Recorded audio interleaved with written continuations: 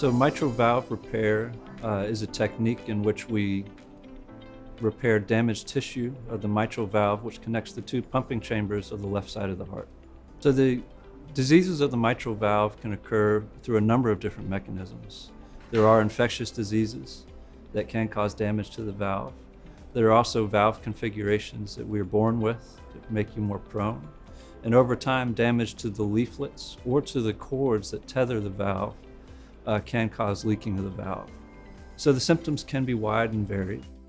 You can have symptoms of chest pain and shortness of breath of exertion. As the disease progresses, you can have heart failure symptoms, swelling of the legs, shortness of breath. You can also have palpitations or arrhythmias of the heart. So a surgery to repair or replace the mitral valve is either approached through incision in the middle of the chest or towards the right side of the chest, depending on the patient. We use the heart-lung machine to protect the heart and the body during the course of the operation.